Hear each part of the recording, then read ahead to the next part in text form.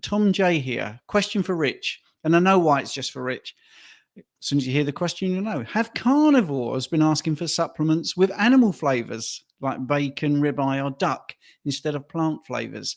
This would be a logical request, in my opinion, considering the goal of carnivore. What do you think? So are you talking about sort of beef flavored electrolytes, for example? Yeah, that's what it is. Because I picked up my electrolytes and thought, that's orange and lemon, isn't it? Why is it? Why have I asked for orange? Well, I haven't. That didn't ask. That's what was available, so I had it. Yeah, it's the reason that we've landed on the flavors that we have are because they are the easiest to create naturally. But if they were a market for a beef flavor, I mean, technically that's a bone broth, isn't it? Just with added electrolytes. I mean, could we do a bone broth blend with added electrolytes? Quite possibly. That could be one for the project board. Yeah, food for thought. I like it. Yeah, it's interesting, isn't it? And I love, this is why I like the lives. I mean, we don't prep the answers and we don't ask people to, submit questions beforehand. So it's the real reaction. And I think that's amazing because we're always saying about, vegans having fake bacon or fake bacon and all this sort of stuff. And yet here we are as carnivores and we've got lemon drinks, orange drinks. It's a really good point, actually. And talking of really good points, I'm on fire tonight with my smooth segues. Peter's asking, in an ideal world, would there be enough food to feed 8 billion carnivores? Well, yeah, I think they've proven this, haven't they? When we look at the amount of land on the planet, the argument would be that there isn't enough land to have ruminant animals, but half of the land that we grow or can't grow crops on is in the mountains, and it's land that they can't flatten to grow crops anyway. And I think there was a study recently which showed that we could all live off animal proteins comfortably. So all of this, misinformation within the media, that's exactly what it is. It is misinformation. When it comes back to the vegan or vegetarian lifestyle, they destroy way more animals than a carnivore does. An average carnivore would consume 1 cow per year, 2 probably for me because I eat a lot, but that's what 2 animals. And I love animals, and we've covered this many times. I'm an animal lover, and this is why I'm carnivore, because if I was vegan, then every time I drive to the supermarket, I would technically be killing a family of squirrels. Every time I order in my avocado to be flown in, or almonds or whatever it is to be thrown in from other side of the world, I am contributing to the degradation of the atmosphere through all of these fumes, the jet fuel that's put into the atmosphere. So it is exactly that, and it's simple. It makes perfect sense. And when we come back to global warming from cows farting into the atmosphere, it's absolutely ridiculous. Think about it logically. Vegans fart way more than cows do. It's and Sean Baker put an interesting post recently that when grass decomposes, that puts off just as much methane as a cow does. But how much of the interesting thing with the methane from animals is that it gets sequestered back into the soil. It's essential for feeding the microbes within the soil, which regenerate the soil and grow more earth, more grass. For more animals to feed off. It feeds an entire ecosystem. It isn't pumped up into the atmosphere the way that jet fuel is. And that is a massive misconception within the community. If you love the planet, if you care for animals, then you would be a carnivore. And that is the plain and simple truth. But unfortunately, we are heavily misled by the propaganda within the media and ulterior motives by the food industry. 84% of food waste in the entire planet is plant material. So firstly, there's that end of it as well. So most plant material ends up being wasted in comparison to other products. If you look at the population of the planet and they were all to stand shoulder to shoulder with each other, I think they take up something like 60% of the land mass of just Texas. So there's an awful lot of land left over when you look at it. So this thing about there being too many people on the planet, is that really true? I mean, there are absolute swathes and swathes of land where there is no people whatsoever. So I think it's just looking at it differently. And I agree with Rich completely and utterly. I mean, the animal deaths to provide food for the vegans is much greater. So yes, in an ideal world, there would be enough.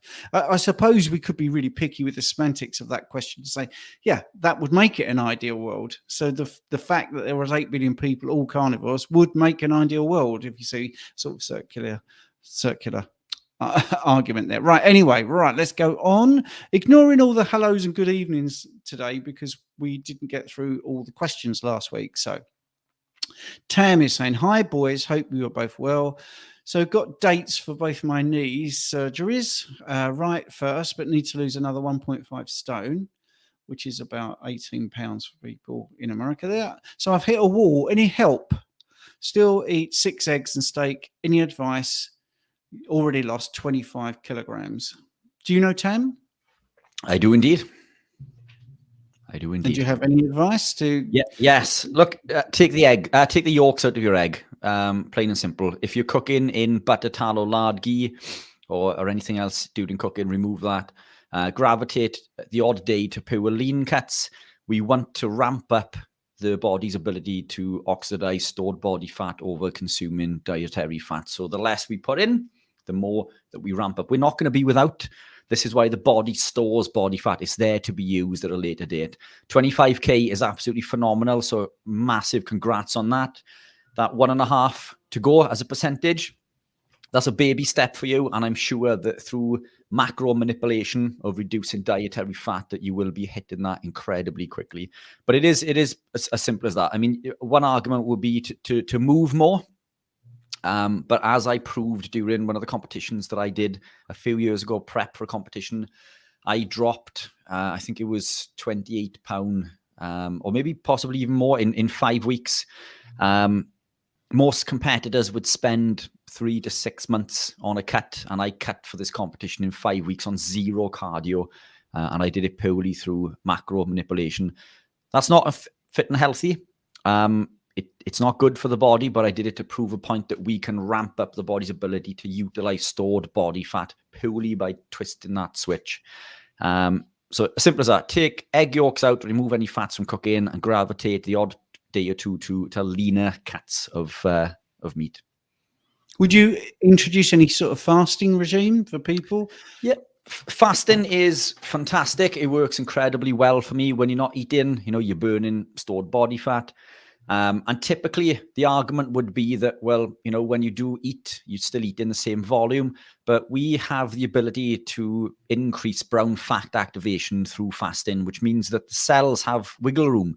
And you do find that despite consuming the same caloric value, that the body does expend more energy. Plus there's the thermic effect of protein. But this wiggle room through brown fat activation, through autophagy, which is constantly going on, even through just living a ketogenic carnivore lifestyle, but that will also allow further fat oxidation. How long? How long is a piece of string? You need to do it to suit you. You don't want to do it too long, too fast. It's got to be sustainable. Always break your fast with protein and fat. Obviously, never break.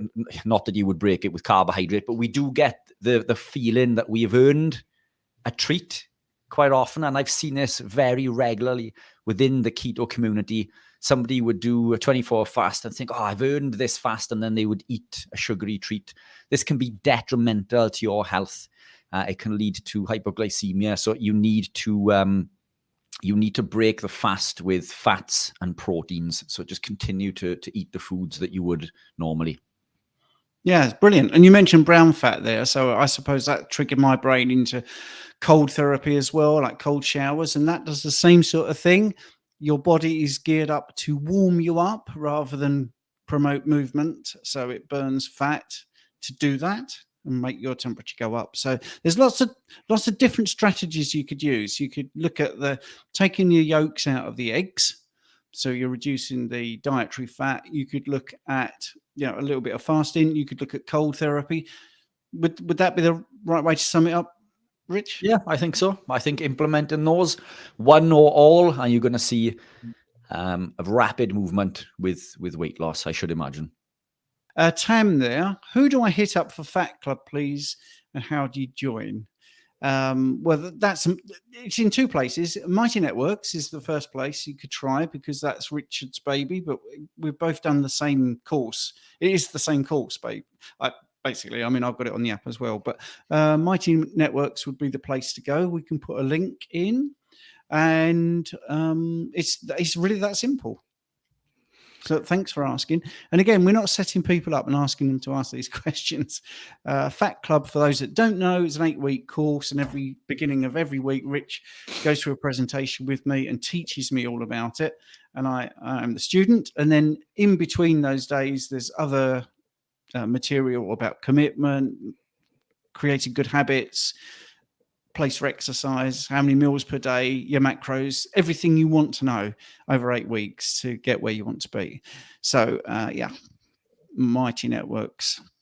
If you don't like Mighty Networks, the reason we did the app is some people don't like the Mighty Networks navigation, so they're more a fay with apps.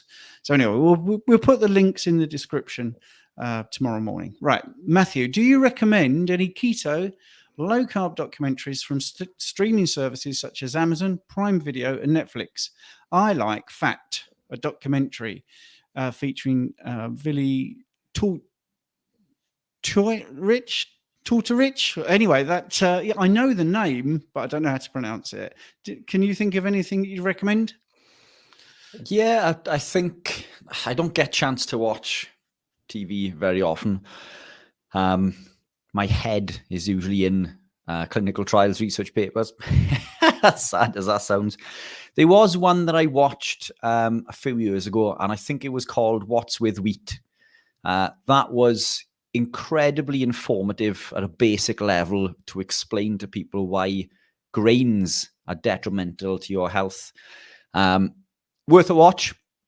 I think a lot of the information there is probably beneath most of you, but it's always good because they do go into a little bit of detail about the shikimate pathway, how glyphosate blocks PEP, phospholynyl pyruvate, and that's the input to the shikimate pathway. So that's quite informative, but a great documentary. I can't think of any others off the top of my head. I have promoted one or two during my time on Instagram, but it's been quite some time since. There was one that I put on recently on Netflix, and within 2 minutes, I quickly realized what their agenda was. So I turned it off because, it was just full of terrible information.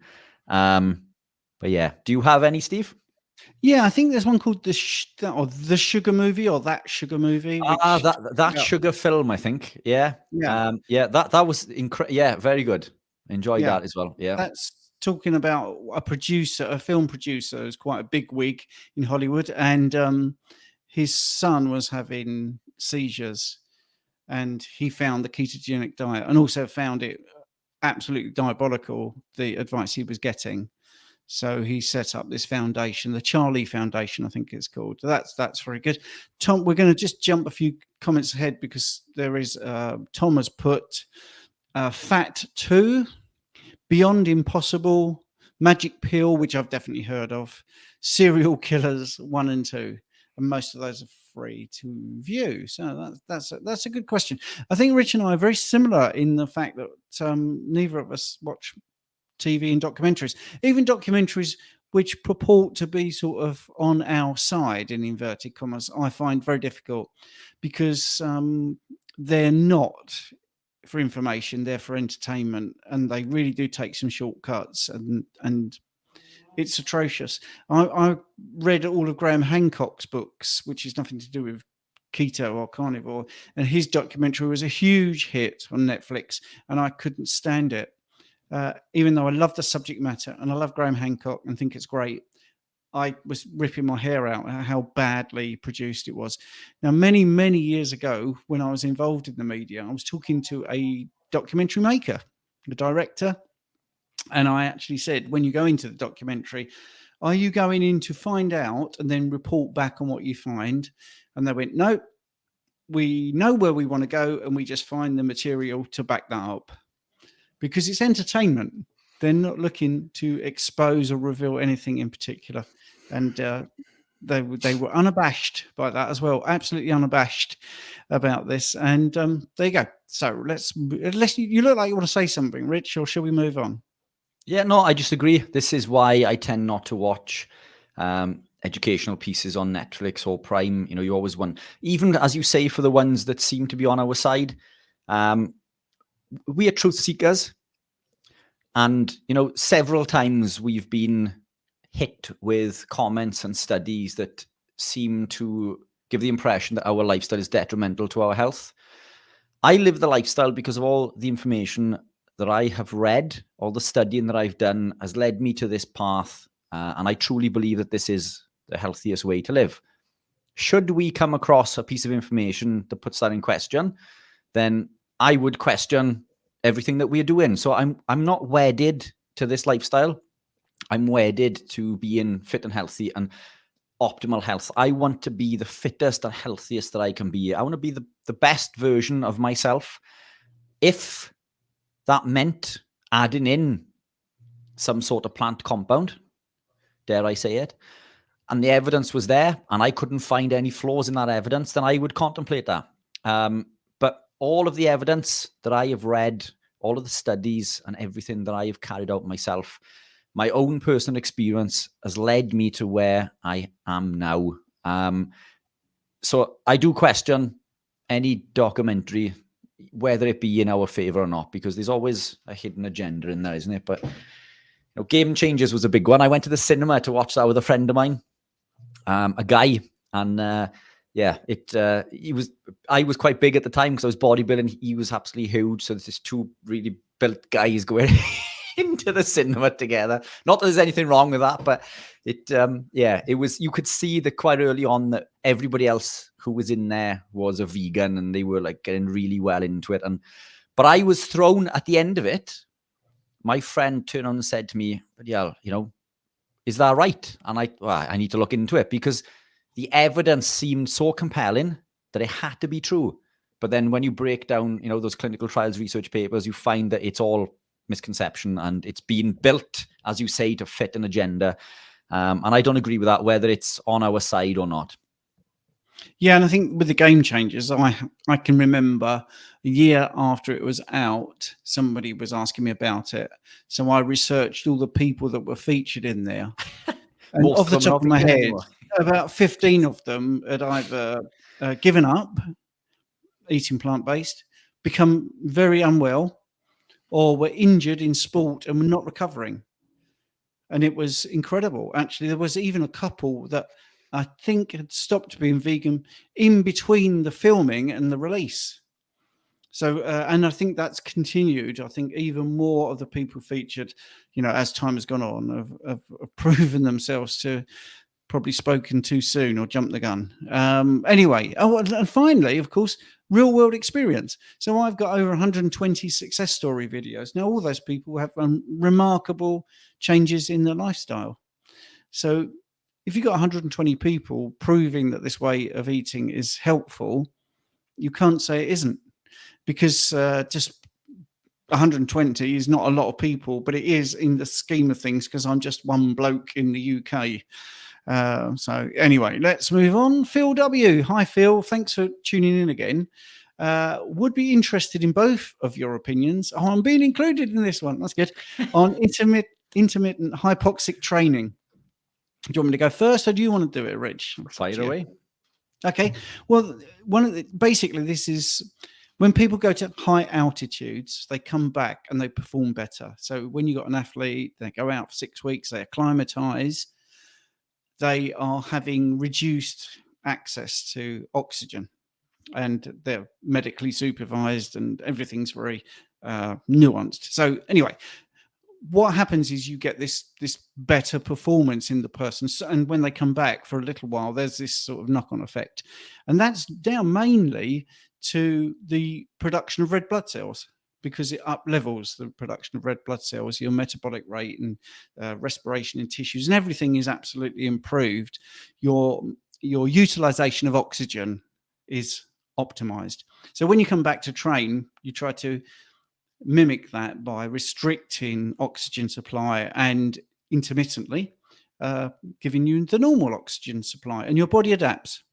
So that's how that works. So my opinion is it's very good, mainly because having worked with, I'm always going on about this, but one particular Olympic athlete, when they do travel and they're able to have 6 weeks away and then come back, it is noticeable. Everything is better. Everything has improved. So that particular person was a type 1 diabetic, and even management of blood glucose was better from this high altitude competition and training beforehand. So I think it's a good thing. In some respects, I think also when you've got the cuffs that restrict your blood flow, which is sending a muscle signal back to the body that you're fatigued, and you're getting the physiological benefits of that, that's okay. But I do think that there's a hidden problem with that as well, because your body needs to work with the weights that actually fatigue it because of the structures around it. So if you're doing a bicep curl and you've got a cuff on there and you're restricting oxygen and you're getting the benefits of training to fatigue in some respects, you're not getting the benefits of like the joint fluid, the connective tissue, or the movement in the joint actually is a big issue for me. Because when you're doing a bicep curl or you're doing a pull-up or whatever, the whole kinetic chain is involved in the force that's gravity, and you're pulling against it normally. So if you fake that and you fatigue, none of the supporting structures have actually had the workout that you want. All you're doing is you're basing it on the return of signaling from the oxygen usage. So there's pluses and minuses, but I certainly think there's a place for it. That's my two penneth, as you say, Rich. What about yourself? Yeah, when I began running and cycling earlier this year, I was incredibly new to it all. I tried to do too much too soon and I injured. And basically the long and short is I was out of action for probably 3 to 6 months with injury, for which I had a lot of backlash from the running club and stuff. Keto makes your bones and muscles weak and all this sort of stuff. And the fact is I just tried to run too far, too fast, too quickly. You should be making these little steps, these incremental changes. But I had already entered a duathlon. Yeah, I think it was March or April. But I was out of action for a few months leading up to it. But I didn't want to pull out of the duathlon, but I didn't want to make a fool of myself either. So what I began to do is I could barely run. I don't know if it was shin splints, but that's what it felt like. My calves were cramping. I was just coming up with all of these issues in my lower legs constantly. So how do you maintain fitness when you can't do an awful lot? So my entire training for this duathlon was done on an indoor bike, split training on both riding and running. And I would do 2.5K, only 2.5K on a running machine, with heavily on a running machine with suspension to take away the impact. I increased my cadence a lot, so my legs are working overtime to reduce that impact. But I wore a mask that would restrict my oxygen. Now, there's a lot of research which would suggest that isn't the same as high altitude training, but I was willing to try anything because I only had a few weeks to try to get fit for this duathlon. And that's what I did every time I was on the bike. And I was only doing 5 or 10K on the bike, again, spinning with high cadence, no power. And every time I was running, it was 2.5K. And I'd split the training morning and night. So I was technically getting 5K in a day, but not in one go. If I tried to do it in one go, I would be injured. But this oxygen restriction mask, I think that it worked. When it came to the competition, I performed a lot better, way better than I was ever expecting. So, I've only got that to go on. The research is very mixed, but I haven't used it since. Maybe I should try to reintroduce it again, but I've improved, massively since then. But it seemed to confer some benefit when I did implement it. Well, that's it. Real world experience. That's what we were talking about. And I think it maybe a little experiment with it for 6 weeks, and then 6 weeks washout period, and then 6 weeks measuring your metrics again. It's so hard. But I think you do know when you're performing better. I'm old school. If I go into the gym, I tend to start with pull-ups. I just do. And if I find 6 pull-ups difficult, I'm pretty much like, I know this is going to be a tough session today. And it's how you look at things. Other days I just, oh wow, I feel really strong, and I'm just shooting up. The pull-ups are really easy. So I think it's difficult to say categorically what works, because there's so many confounders as well. Because I might have a bad day at the gym starting off, but by the end of it, I'm absolutely pumped up and feeling great. And other days I go in feeling really strong and vital, and I leave and I feel shattered, absolutely shattered. But the thing is, I'm still looking all right. Still got me guns, still got me abs. So anyway, I'm trying to bring it down to less sciencey and more into see what you do. I mean, don't ignore it if you're interested in it. And I know Phil is. Keep going and drop us a message on how it's gone. I want to pop this in. This is again jumping the gun, but people might have forgotten what we were talking about. White Wolf is saying Bovril type electrolytes, yum. So I do think maybe this is something like a bone broth type electrolyte. So James is asking, really nice, simple one for us. What do you cook your food in? In the kitchen? No, sorry. Most of my food is the air fryer. Big fan of the air fryer, but it's got multi-settings, so you can have an air fryer, you can have a grill. If I do pan fry something, then we're gonna combine your questions, James, because you said, what do you cook your food in, and what oils do you use to cook your food in? So utensil, air fryer is my sort of top thing. Pan frying is another one. Try not to have Teflon. What oils do I use? It depends on what I'm cooking, but it will be butter, lard, or tallow. That's it. So nice and simple. And as someone said to me in the week in one of my success story interviews, utensils, you don't need so many. This is the beauty of carnivore. You need less prep. There's less ingredients. There's less to go wrong. The cleaning's easier, and it's a no-brainer. And I've done a meal plan because I've realized that people do actually want that, even though it's a really simple way to eat. And it's also a simple way to cook. And that's what I noticed when I was doing the instructions on how to cook these things. I could literally do it off the top of my head and just write 6 or 7 instructions. And a lot of it was really simple. And I'm thinking, wow, I could do a cookbook. I could probably write it in an afternoon because it is so simple. But anyway, that's my answer. What about you, Rich? What do you cook in, and what oils do you use?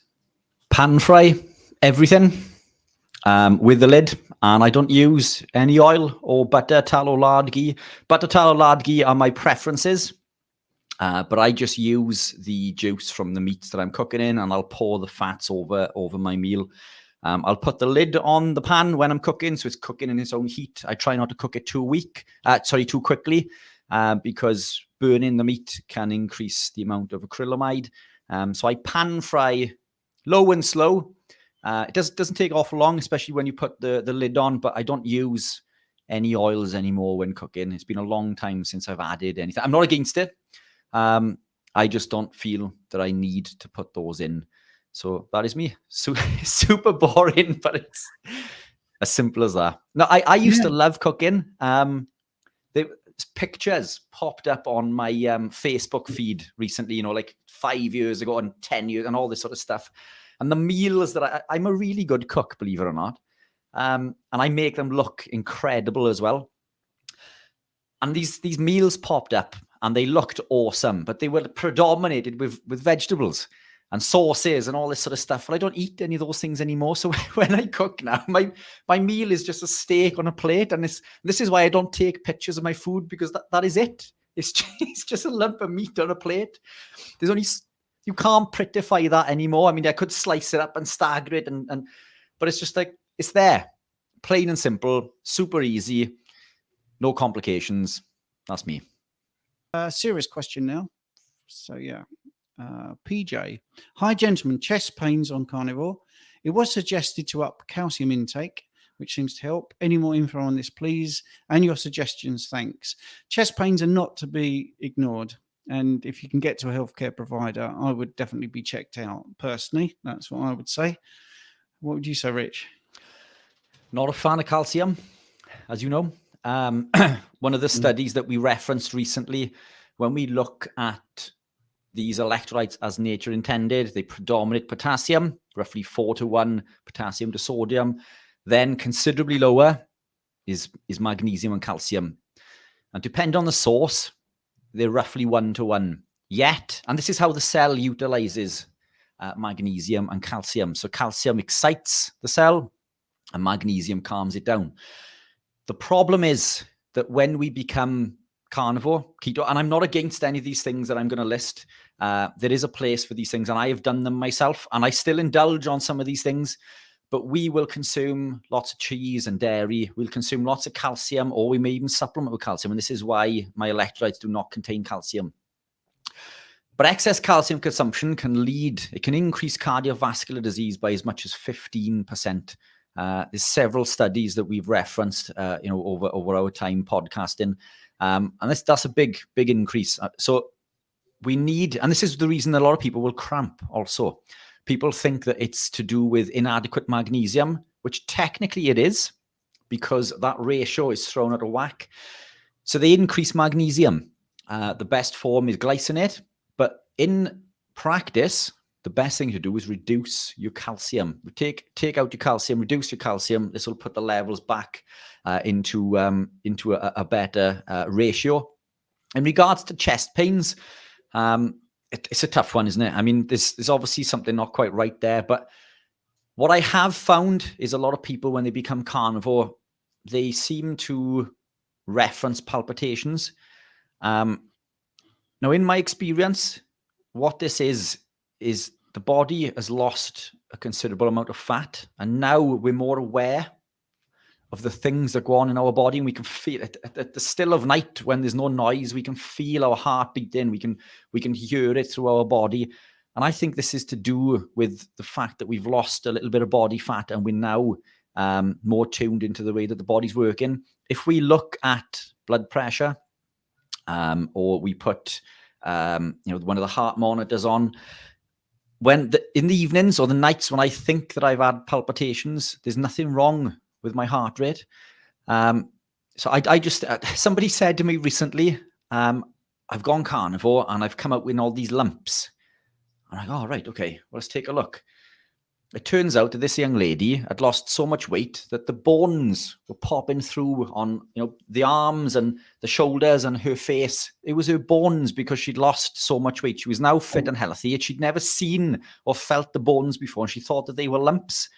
So I think context is important, and we need to maybe bear in mind that some of these things that we are experiencing may not be what we think that they are. But again, as Stephen said, if you think that you are experiencing chest pains, then go and get it checked out. But potassium and sodium are also incredibly important. It could be a case that you are under supplementing or not consuming enough potassium through your diet. Number of reasons. It's I think context is incredibly important in this one, and I would suggest maybe a private consultation with myself or Stephen. Stephen's a qualified phlebotomist, so you can go through any bloods. So tap Stephen up or ping me, whatever you want to do, and maybe we can go into more detail in regards to that. Yeah, and I think just to broaden it out, I mean, chest pains, people immediately think it's the heart. It could be so many things. It could be chest muscles. It could be ribs.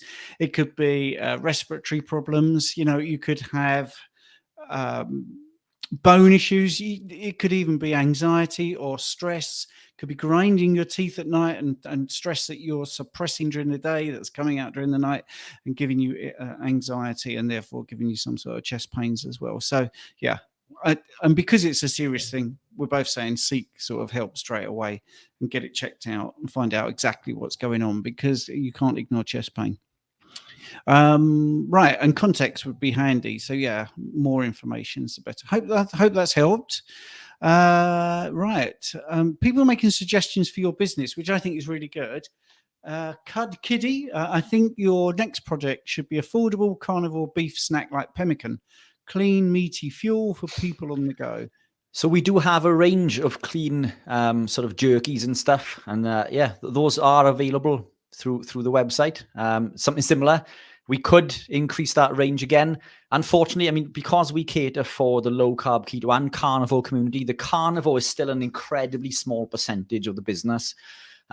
If you want us to bring more of these products in, which are the type of things that I would use, then we need you to buy the products. You know, we need the cash flow in order to invest or reinvest within these products. So if you visit the website and there's a carnivore product on there you like, then buy it and tell your friends about it, and we will have the cash flow in order to invest in all of these other products, because that is where my heart lies. I will help anyone, whether they're low carb, keto, or carnivore. But my goal is to have subsections on the website in regards to what your diet, lifestyle, and where you are on your journey is. But currently, a small percentage of the stuff we do is tailored specifically for carnivore, because that market is so small. I think what's interesting, Rich, is it's been very helpful for your business tonight, and it feels very much like a setup. But we don't know. We don't know what's going to come up. You know me, I don't push business. No. I very rarely mention products and things when we do the live, and I get quite embarrassed when people do. But if you're going to ask the questions, I'll gladly answer. This is why I created the business. It's there to support. Yeah, I'm going to do my bit of what I should be saying. You're looking at that wrong, because people want to know what to eat. And they also want to know practicalities, Rich. And if you're a provider of things that can help them, why would you be selling something you don't believe in? So at least they know you're a genuine person, and the best chance they've got of getting something clean without things in it that they don't want is going to be you. So I'm going to not let you put your light under a bushel and say that, because that's the truth. I think that 100%, hand on heart. So anyway, White Wolf, you see, look at this. Some kind of carnivore convenience bar would be great. Easy trekking, stuff in a handbag type of bar. Currently using car cheese as convenient, individually wrapped cheese. Yes, now that's a phrase I've used. I've used pocket meat on a couple of my videos, which were things like, you know, Scotch eggs, fried up bacon in a little bag that's just in my pocket. And I'm assuming White Wolf might be in the UK, because there is a carnivore bar in America. So what's your answer to that? Do you have any convenience bars that are sort of carnivore? Yeah, we've got all sorts of treats. We've got cheesy treats. So they're just pure cheese in a few different packets. We've got, as I say, we've got like beef jerky type treats. My go-to, again, same as you, is sliced cheese on the go, or, you know, dried bacon, jerky, that sort of stuff. We do have, for the carnivores who are listening, who are slightly less strict, I have developed what I believe to be the world's best keto bar. It does contain stevia, but it is lectin-free. It's a 50-gram bar. The salted caramel version contains 2 grams of carbs. The chocolate orange is 2.8. So possibly the lowest carb bar available in the world, but they are sweetener free. So they do not contain, we've taken out the stevia, we've taken out the erythritol, and we've changed it for glycerol, which is a sweet type of fat. We've removed the husk from the almonds, so they are lectin free, but they do contain certain plant compounds in regards to cocoa.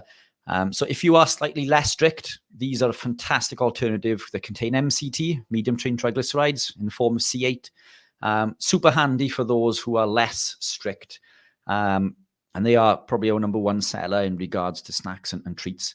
We've also got a third-party brand called Roberts Dorset, who are like pork cracklings, and we've got the Creators range. All of these are seed oil free. They're just pork and bacon that have been air fried and dried. Super handy and convenient. Those are third-party products. The other bar is my own recipe. But we are constantly looking and developing. We've got a list as long as my arm in regards to products I'd love to bid out, but we need support. The business is only possible, with the support of people. I've brought these products to the market to help people maintain their low carb, ketogenic, and carnivore lifestyle.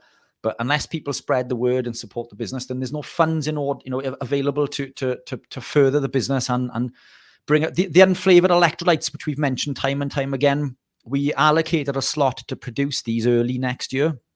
I've had to cancel that because the business just doesn't have the funds to put that into production. Now, the unflavored electrolytes are incredible. They are perfect for carnivore. There's no nasties in there. Not that there's any nasties in the ones that we use, but they do contain stevia, which some strict carnivores do not want to use.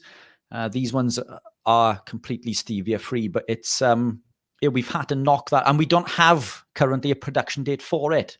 So support the business and we can bring all of these products to fruition. It's incredibly expensive to formulate and bring a product out.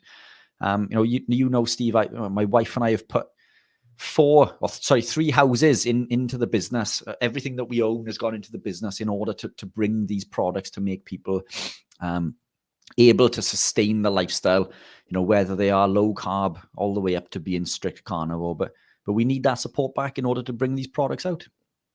Yep. 6 minutes to go before we're on the other platform. I put the link in the comments. This comment is possibly going to be better answered on the other platform.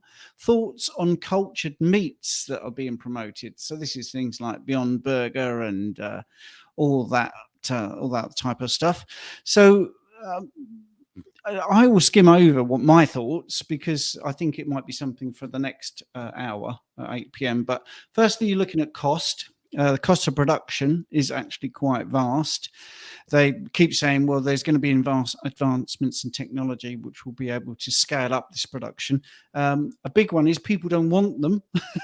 The sales of these things, contrary to what you're being told, are not going through the roof, and there are many places actually shutting. So there's lots of vegan restaurants shutting. There's many outlets actually reducing their cultured meats. There's also the fact that the nutrients in the cultured meats are just a minuscule compared to real meat. The environmental impact is vast. Ethical concerns about animal welfare, because you've still got to get those initial cell samples, and where do they come from? So there's everything, taste, everything wrong with it. I just feel it's a terrible way we're going. So let's just do a little plug here. Matthew saying, highly recommend booking a one-to-one consultation with Richard Stephen for a more personalized experience. Thank you very much. Let's have a look at this. What's this? Let's have a look. Landers. I think there is a lot of BS in the carnivore space. After eating carbs, how do people claim to recover from eating carbs the following day? How do they recover? Well, they don't eat them. I mean, this is what I say, Landers, to everybody I coach. If you go off the plan, don't be guilty. Don't beat yourself up over it. Just make sure your next meal is carnivore. That's what I would say. White Wolf, by the way, is in the UK. He's saying that, I've got a drink here. Hang on. Can I just swap? Thank you very much. I've come from Carnivore, where I've always been in ketosis, 4.5 stone off and kept off for 6 years, now carnivore, and hard to get my head around not needing to monitor ketones. Is this really true? So the fact of the matter is that when you are carnivore, you're still in a ketogenic state. Yeah, you don't need to measure ketones, because the measurements typically come from acetoacetate or acetone, depending on whether it's a breath monitor or whether it's through the urine. Even blood monitors don't give a true reflection. For example, if I were to test my ketones, they're probably less than 0.5 but I'm in a ketogenic state constantly. This is because my body has upregulated all of these systems and enzymes and pathways in the body. And now my body's utilizing beta-hydroxybutyrate. So they're no longer in the bloodstream circulating around and being wasted through my breath and through the urine. You don't need to track. Just eat real food. You don't have to be strict carnivore. This is a subject that we've covered lots of times. Maybe we can go into more detail on the next channel. You've got to do what works for you. There are benefits to all of these things, and it depends on where you are on your journey in regards to where you want to reside. But there is a pinnacle, at least I believe. But you need to live the lifestyle that works for you. And really quickly, just while reading that, I just seen Carnivore Muscle, our friend Jonathan. These two guys look dashing. So that's the best comment of the night, I think. So thank you very much for that. Jonathan will be with us on Tuesday during Carnivore GB, 7 p.m. Again, available through all our YouTube channels. Phil Escott and Ben also available. I don't know if we have any other guests on there on Tuesday, Steve. I don't know if Jonathan's still watching, if he could type in if there's any guests, because it's his turn. He's got the baton for setting up the live stream this week.